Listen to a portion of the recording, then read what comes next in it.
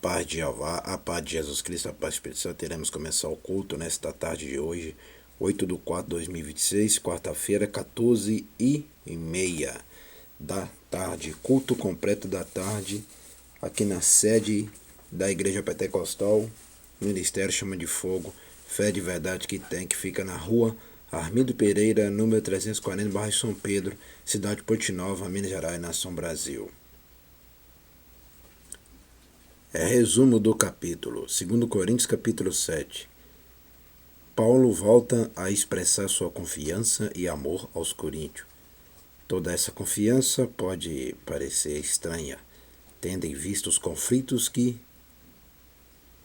explodiam com tanta frequência em Corinto. Todavia tem como base a convicção de Paulo de que Jeová, sem dúvida, realizará sua obra transformadora nos corações dos crentes locais.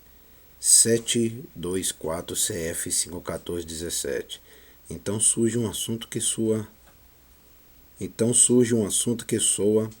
como uma ruptura, talvez ocorrida a Paulo até mesmo enquanto ele estava escrevendo sua carta a Tito de volta de sua visita a Corinto. Relata que muitos no lugar não se interessaram, nem se mostraram sensível aos apelos do apóstolo. VV 5:7. Paulo menciona uma carta que vos tenha contristado. A missiva, conhecida dos estudiosos como a carta mais dura, não foi preservada. Contudo, causou grande impacto em muitos no agitado centro comercial de Corinto, VV 8:13. Paulo também se regozijara com relatos de Tito sobre a sua recepção calorosa. Assim, até esse trecho de sua carta, ele parecia confiante, pois tudo indicava que os coríntios haviam se corrigido. VV 14:16. Versículo-chave 7:9. Santa tristeza.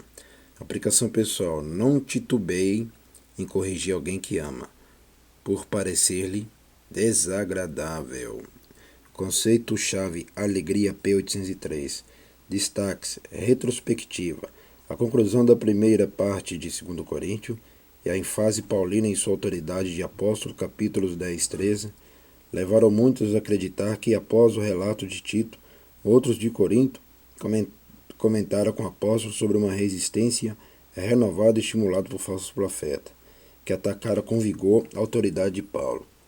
Esse pode ter sido o caso ou não, pois sempre existiram em Corinto alguns que apoiavam ativamente os apóstolos. A resposta positiva deve ter vindo deles, muito embora outros grupos sobrepostos continuassem a atacar a credibilidade de Paulo. Muito me glorio. 7:4. Nesse caso, o orgulho é uma emoção positiva, uma alegria quase paternal pelas realizações de um filho muito amado.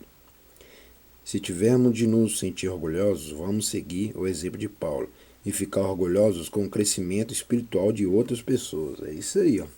O orgulho verdadeiro é esse aí. O orgulho positivo verdadeiro é esse aí. Não aquele outro orgulho que não tem Jesus, que não tem Jeová, que não tem Espírito Santo, que não devolve os dízimos ofertas e que não vem à igreja. Que aquele orgulho lá é o orgulho falso, que não produz nada. Agora o orgulho positivo é esse aí, ó, que se contenta com a espiritualidade. Continuando. O vosso pranto, 7:7. A palavra grega usada aqui é leipio, que indica uma experiência bastante forte que chega a produzir dores físicas ou emocionais. Nos versículos 8-11, Paulo sugere que podemos reagir ao pranto de uma entre duas maneiras.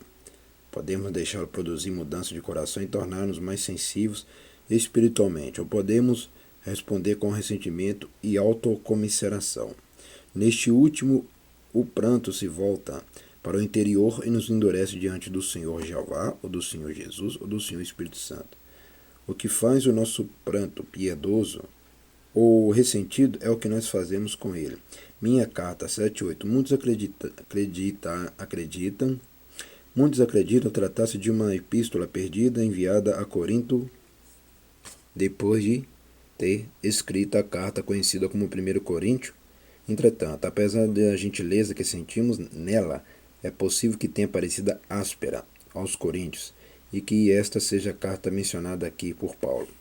Arrependimento 7:10. No Antigo Testamento, a palavra hebraica com um paralelo no significado do Novo Testamento é sub. Em 164 das suas cerca de 1000 aparições, ela é usada para o relacionamento da aliança do homem com Jeová, indica uma volta distinta, tanto do mal para Jeová, quanto de Jeová para os ídolos.